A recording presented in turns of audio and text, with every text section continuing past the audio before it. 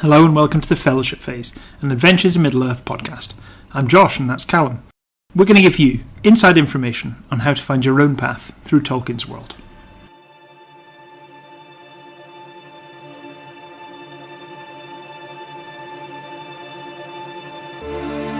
In later days, in the wars upon Middle-earth, it was the bows of the Númenóreans that were most greatly feared. The men of the sea, it was said, send before them a great cloud, as if rain turned to serpents, or a black hail tipped with steel.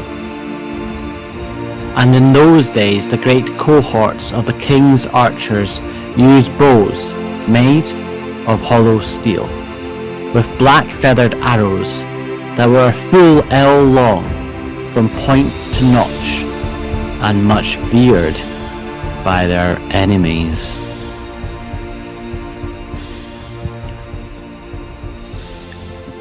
Hello, Josh. Hello, Callum. Hello, there's no one else here. No one else here, it's just the two of us. Just the two of us? Well, we can make it if we try.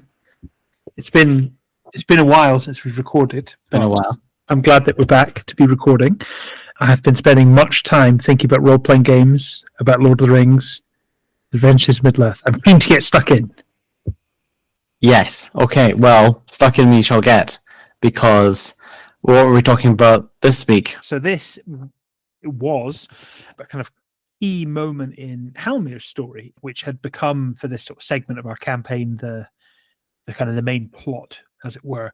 The hunt for Baranor, Halmir's uncle, had gathered a huge amount of momentum. We'd got intelligence that after many years of searching, he may only be a couple of weeks ahead of us. We'd heard a piece of information that he was seen in a location, in a direction, a matter of maybe a week ago.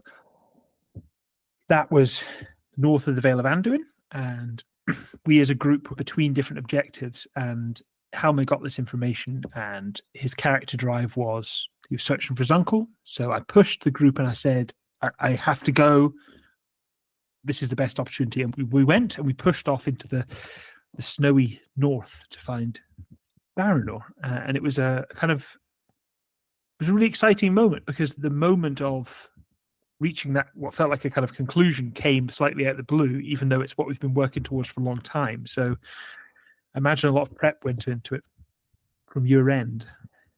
There's one of those things where I had like a set narrative I wanted to take you along, and I knew where it's always actually really enjoyed running it, where it was like there was someone else in the world in this very open sandbox style game, and they was going through his journey, and I just needed to decide where he was at any one point. And it wasn't really like, it didn't really matter what you did, but at some points it did, because if they don't intervene now, then he's really screwed. So there was a little bit of pushing you towards things. I can't remember why you'd gone out west again. It was maybe some unrelated reason. And I guess there is that balance to be made between railroading and giving players freedom. But I think what I was learning at that point was just that it's okay to put people down the line of the story that you've prepped, because otherwise there's nothing there, is there? We talked before about the history of Ravanian and some of the things that have been left behind, and I think we ended by talking a little bit about a story of a hidden place in the north, a tower.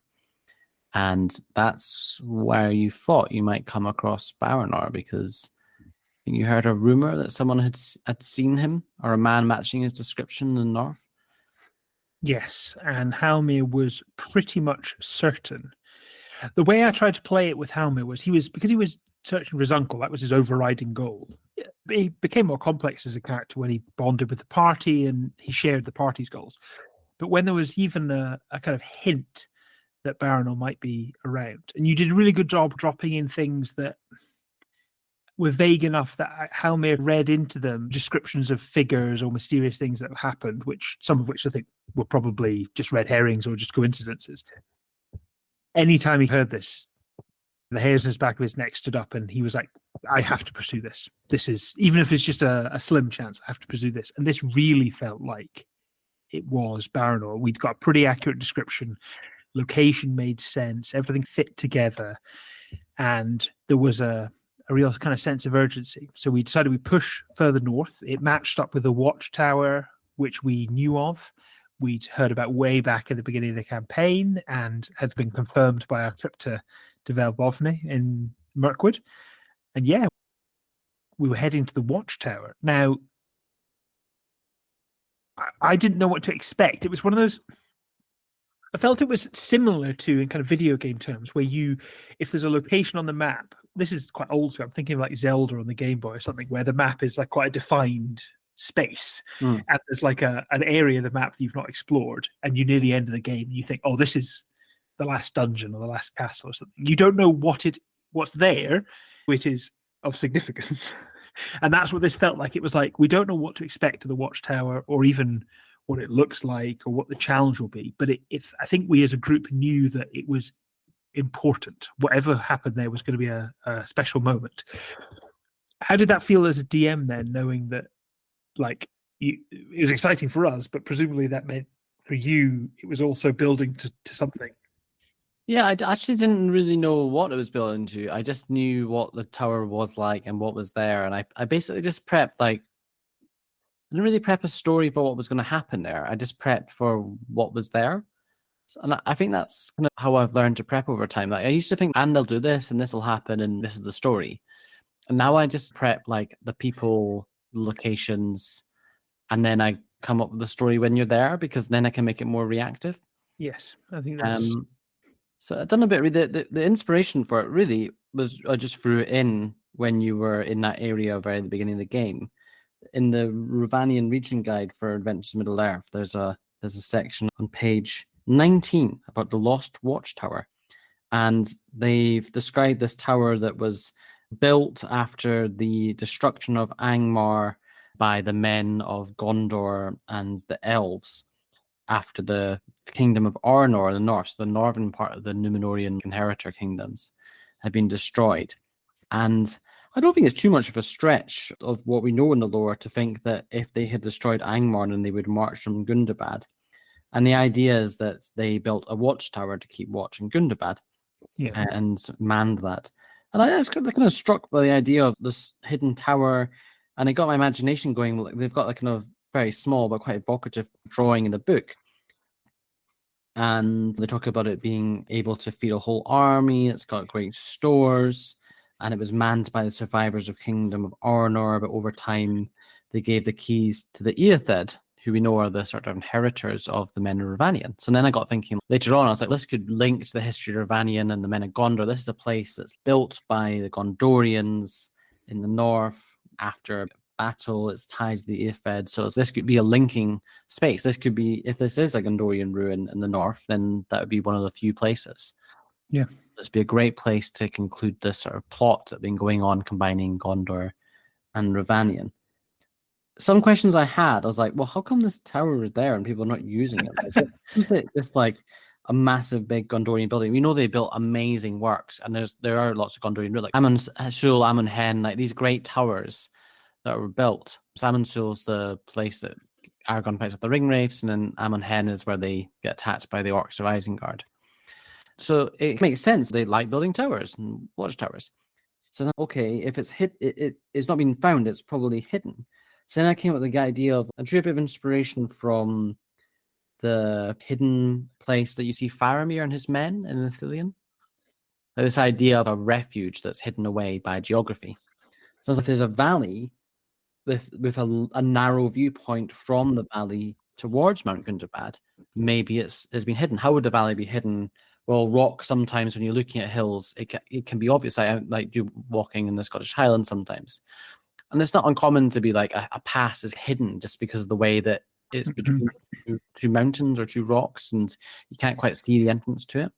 So yeah, that's how I came to the idea that this would still exist. And I think there's just something quite evocative about towers in Lord of the Rings as well. Yes. Like on the book, the two towers, which two towers it is, I always get confused about. But a tower, very Tolkien, isn't it?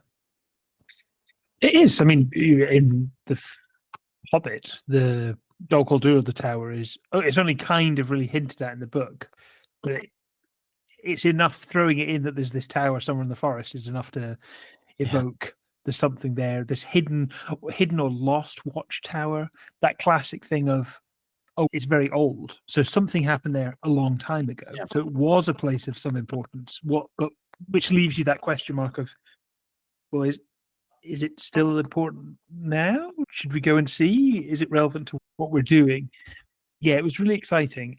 You did a great job describing the journey to get there.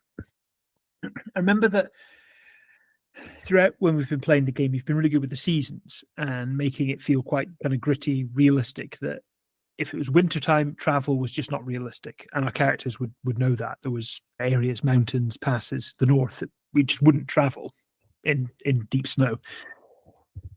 And I think I really remember on the beginning of this quest, Halmir had said we would go north, but it was approaching winter and we would turn back after a certain period of time, because if we didn't, we would struggle to get back to Bjorn's hall, which is where we'd been staying. Now, this was partly a sort of thing that I, as Josh, did, I think probably with my DM's hat on, knowing that creating time pressures often helps generate a lot of tension.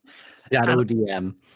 Also, it's good for storytelling, and also I am like I think we've spoken about this. One of my great passions is the heroic age of polar exploration, and on so many of those treks, those missions, questions of we will go until this date, and then our supplies we would have to turn round, and then when they get to that date, the question in the minds of those adventurers of like, but we're so close. What if that timeline we set ourselves, we changed?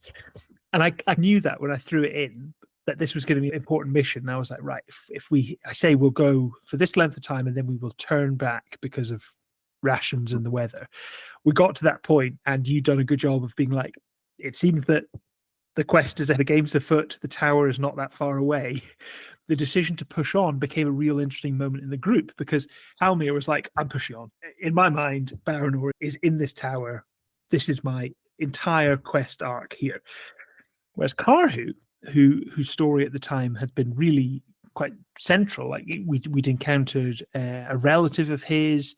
He was really like toying with what it meant to become a leader and where he fit into the kind of Bjorn culture. Scott took what I thought was really quite a bold decision, and he said, when we got to this, we have to, if we turn back, it has to be now. He said, I'm turning back. And for the first time, Karhu, who's always been with the party, left the party, because he said, I believe that Karhu would go back to Bjorn to deal with this other stuff. He's not going to go off into the wilderness. So even before we reached the tower, there was a lot of kind of like narrative character tension. It was all really like ramping up to being important. We talk about challenging players, and often in D&D, I feel like that's just combat and combat and combat and combat. And that's what I guess one of the great things about the Lord of the Rings role-playing game is here. The challenge was the time, the season, the travel, the rations, and also what your priorities were as players. I think it's difficult to get that in Dungeons and Dragons sometimes, because it's magic, things like this are less challenging. So yeah, I think that was a really bold move by Scott, and it really just was so in character when he did it. It was like, that was perfect. It was so in tune with these characters that he'd been playing for quite a long time by that period. And it created a tension. It gave us an opportunity to, one of the NPCs that were floating around in that area managed to give them to Scott, and he got to play them as a sort of NPC turn player character, which is actually really fun. Not the last time that he's done that as well. No, he's done a good job actually looking up. Yeah, it's a nice way to create a character in a way, because they are embedded in the world, and then you bring them out as a player character. So yeah, you headed north out on the trail of Baranor trying to find what was going on. I really remember there were some challenges. We were attacked by bats. I remember that was one of the kind of encounters on the road that you did a good job of presenting. It was quite a complex combat actually, because it was much more three-dimensional, because the bats at one point lifted James's character up. Giant bats. I was inspired by Middle-earth strategy battle game, the Warhammer Lord of the Rings, and in that one of the factions, the Gundabad faction, yes, of course, giant war bats. And I think you see them in the Hobbit films, maybe. I don't know if they're in the books. The idea, I think, makes sense. It's Tolkien, giant animals of some sort. Yeah, and I think they killed people with that. That was like It was very high stakes, actually. Yeah, it was. It was a great combat, and I think it was one of those classic kind of heading towards a dungeon. So we'll use up some resources, we'll create a bit of tension. All of that worked well. And then the last kind of sort of bit of terrain, there was it was almost like a sort of cave or a tunnel through a kind of rock face that we had to go through. And you described it was all ice, and ice was hanging down, and it was really difficult. And we got to the top, and it opened out into a little plateau in the mountains, which was a kind of field of snow, which was really untouched, and the tower was there, and you had a really good bit of art that you showed us, and it really felt like, oh, this is why this tower was hidden. Was actually although the tower itself was really quite sizable and grand building, it was nestled in these mountains, and the only way was this hidden path. Again, very Tolkien, the idea of there being multiple routes to a thing, and one of them being a hidden thing. And then we could see the tower, and that session ended when we decided we would, I think it was approaching night, so we made camp just as we'd arrived in this area where the tower was. And then the next session started when was basically approaching the tower, and then what we encountered there, which was great. There was a lot of cliffhanger is not quite the right word. You built a lot of kind of expectation, describing what the tower was like. And with Gundabad in the background was also cool, because that was the explanation for why there was a tower here. Yeah. And although the tower was from a previous age, in terms of, we knew it was just this completely empty ruin that didn't matter in the current time, we knew from the game we've been playing that Gundabad was very much kind of like active, like that's where orcs were. That was a dangerous place. So this tower had that kind of backdrop that even if it's just a kind of old dungeon, there's danger nearby. I find it one of those things you're like, oh, there must be a big coming to this tower. What's the challenge? And at points I toyed with. So I got this amazing bit of art that I found looking around online. It looks very Gondorian. I can actually show you it now, Josh, for the good times. It's here. And yes, yeah. Oh. So it's got like a very kind of Gondorian. There's arches. There's a dome tower. It looks architecturally implausible, which I think the Jackson films do that a lot with the Gondorian stuff. It's like, yes, it's impossible. And I was like, there should be a battle there. I made battle maps and stuff. And then we didn't actually really do much of a battle there. It ended up being more of a kind of dungeon investigation, what was going on. There was a lot of tracking. There was some enemies in the valley, which I think you encountered. There was some like ambush trolls that were under the water. Yes. Snow troll things. And then you had to find the track, and you basically found signs that Baranor. It actually was quite hard because basically I'd introduced the bats to be like, there are these bats, they can carry people away. And that combat was really to just set that precedent. And then I had these trails that you found, and I was trying to make it like Baranor's being captured by bats.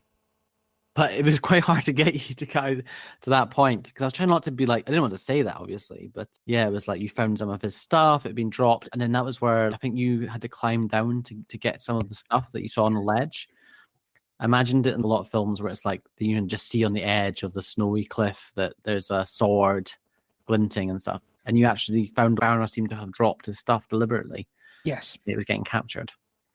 Yeah, it was one of those things that I think in role-playing games is sometimes one of those slightly awkward moments where, and it sometimes happens with pre-written modules, or moments where things are really important, because as players, you have a very strong sense that there is a right answer, which is not true a lot of the time, because a lot of time is you might be in the middle of a combat, or you might be narrating a journey where there's a degree of improvisation on both sides. And it's maybe not like a definitive black and white answer.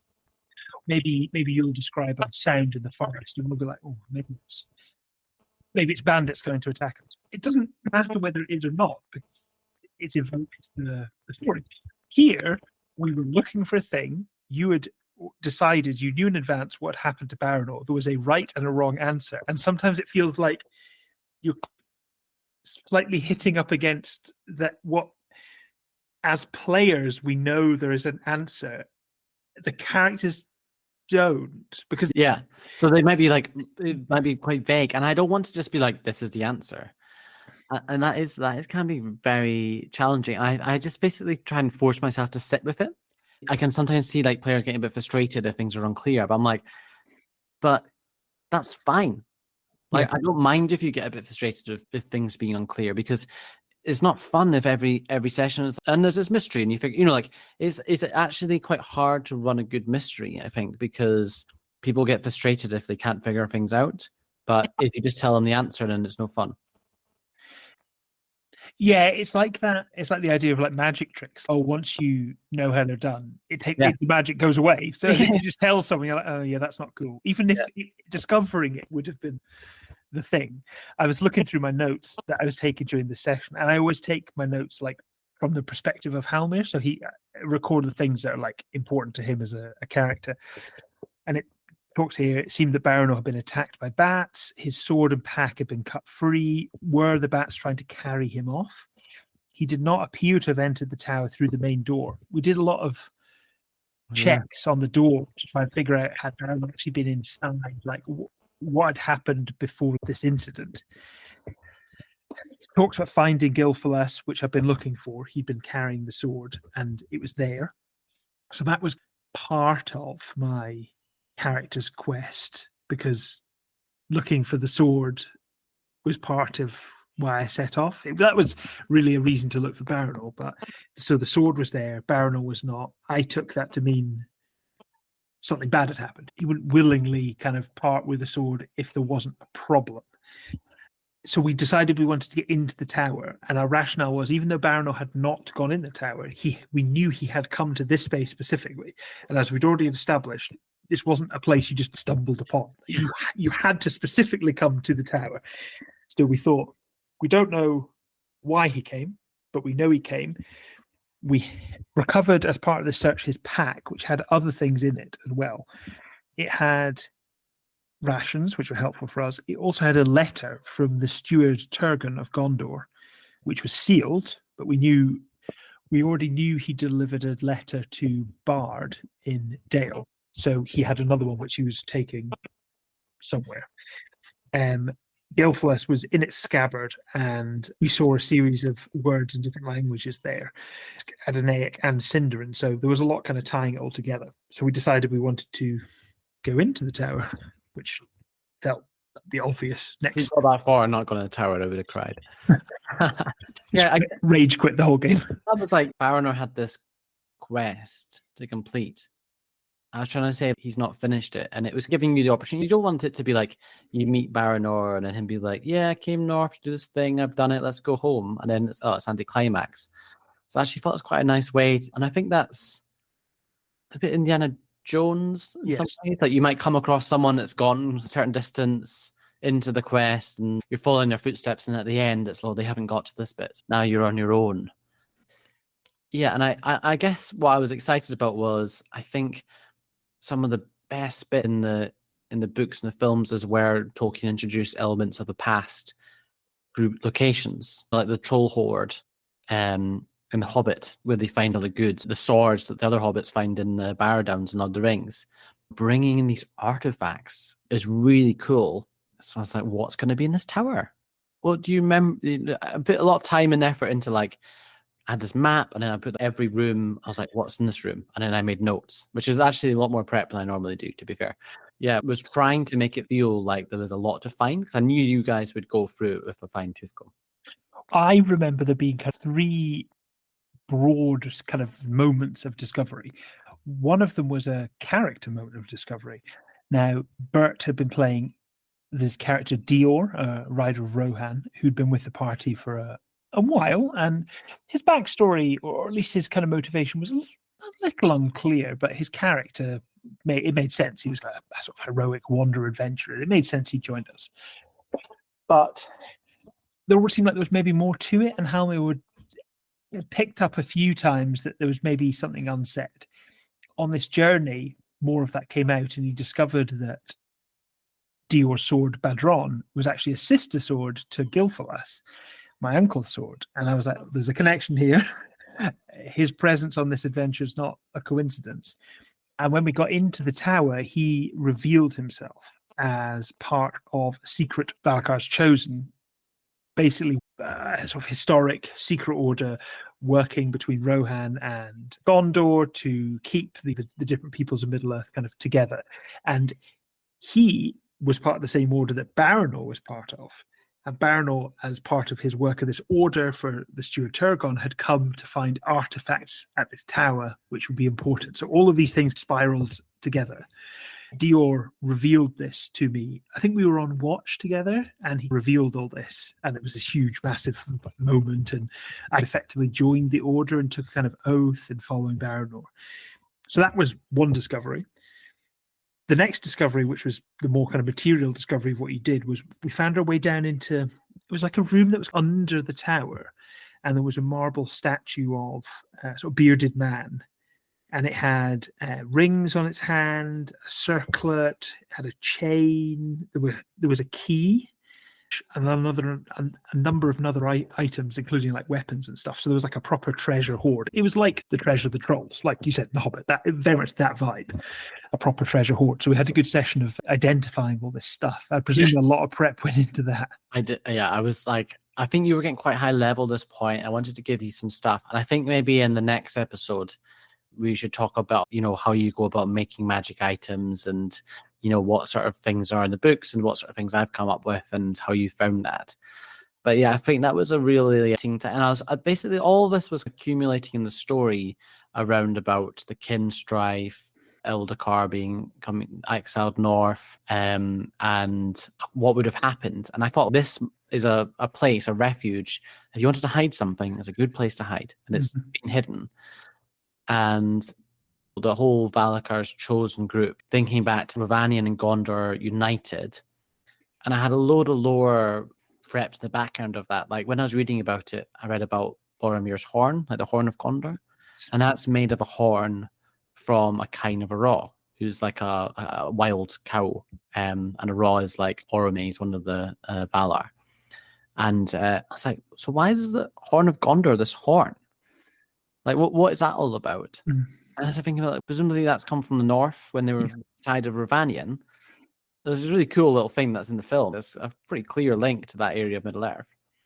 So I was like, well, it must be quite close. Maybe there was other things. So there's the red arrow that goes between Gondor and Rohan. Nobody knows. It's not written what that's from, but I was like, maybe that was a hunting arrow when they were hunting in the north. And the red was some sort of tree sap or poison that they used to hunt with. Maybe that's what is a symbolic thing from those links. So I'm just trying to build on these links between Gondor and Ravanian, and the people of Ravanian, as James talked about last night, became the Earthed and then became the Rohirrim.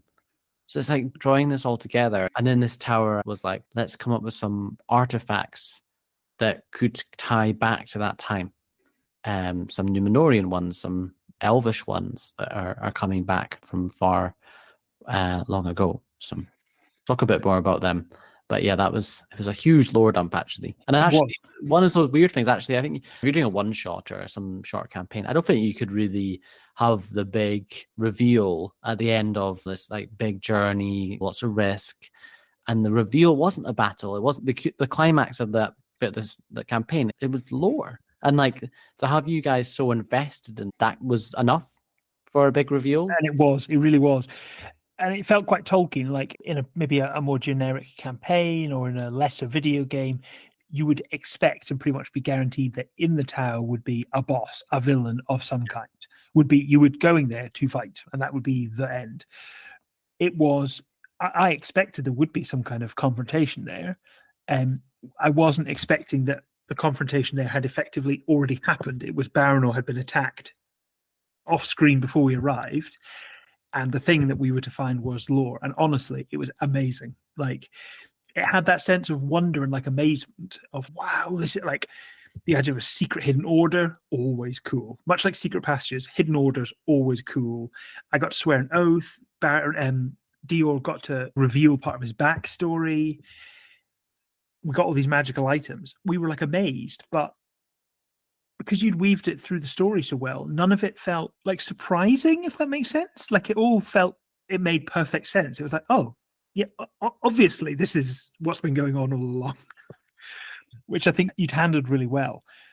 And the third discovery that we made there, which then probably leads us nicely into a future episode, was The tower was a watchtower that had been set to monitor Gundabad.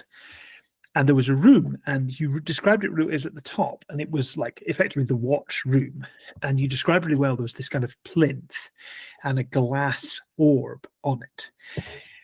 And I think you probably played with our meta knowledge quite well, because I certainly immediately was like, it's one of the lost Palantir. This is amazing. This is like an incredible magical item that's here. This is going to game-changing type stuff, which it wasn't. But it was very Tolkien to find a plinth with a glass ball on top of it. What it was it was effectively a telescope, wasn't it? It was like a magical orb which magnified what you looked through. And it was used to look at the face of the mountain of Gundabad to see activity. And that's what we saw. That was our other discovery, was that there was great activity on the mountain and the orcs were massing. I definitely played with you guys a bit there. I initially was like, oh, but a Palantir there. And I read a lot about the Palantir. I was like, hidden Palantir. And I read a lot about the Palantir lore and the ones that were lost. But the thing is, it's known where they all went. Like, a lot of them are lost. Like, one of them was lost in the Kinstrife and the Skiliath. Other ones were lost when the King of Arnor drowned after the sort of last battle. And they know where they are. So I was like, I don't really want... And I always a bit reluctant to, like, change the lore. So I was like, those were the most powerful seeing stones and their magical gifts. The Numenorians were very technologically advanced. They could easily have taken that. No, I think that predates Numenorians. I can't quite remember the origin of the Palantir at the moment, but I think it was made by the elves long ago. And maybe they tried to emulate that, and they made it. And I think you couldn't take it with you because it was just massive and heavy. Yes. But it was a nice way to give that nod. And I put a lot of other things in the tower. I was like describing the statues and what they were wearing and it being like different, or talking about some of how the tower had survived, like the architecture. Like there's a whole bit where you went and found a provisions room. And although pretty much all the provisions were spoiled, I think there was some stuff in oil that was like still just about okay, even though it had been so long. Like that technology to preserve food. Like spent a long time talking about it actually when we were playing. I loved it. The tower was amazing. It felt like a reward for completing. We hadn't actually completed the quest because it was that like multi-leveled finale to a quest where you're going to find Baranor. Oh wait, no, you've not found him. You found all this stuff, and next you'll find Baranor.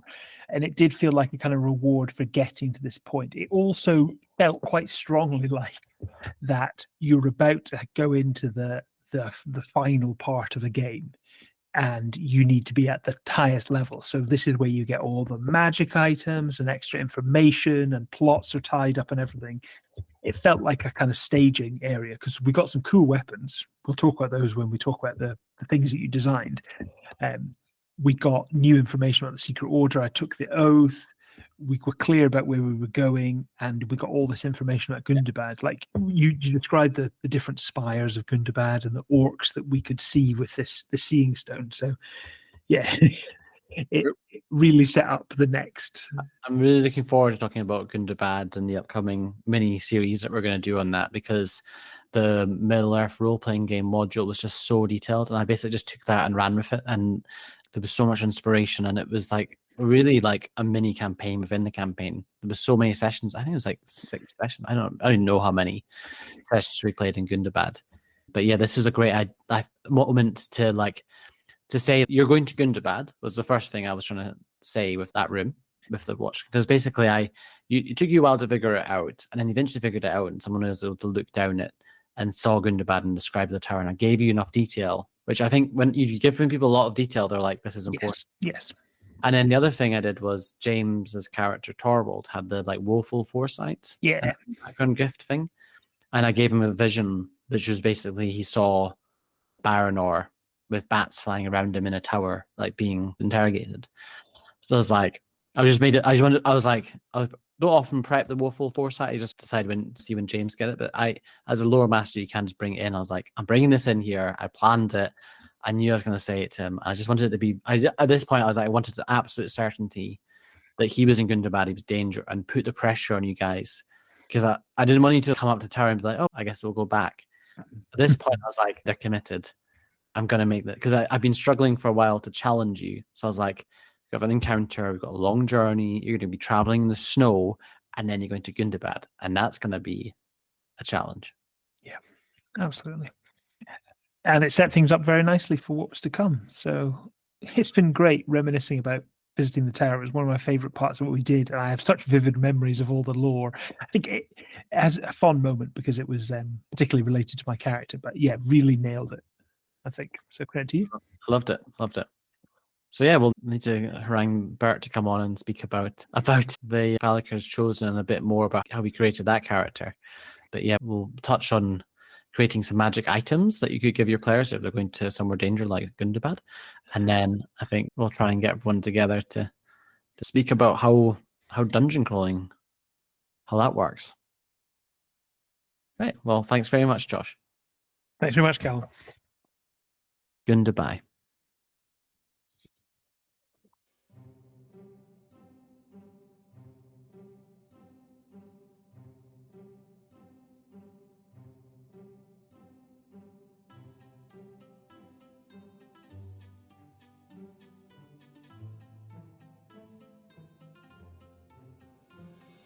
No emails except on party business.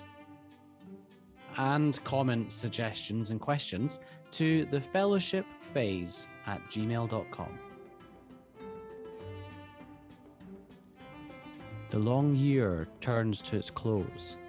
Much we have accomplished these last seasons. Our fellowship disbands, but is not broken, and we will return On the next episode of The Fellowship Phase.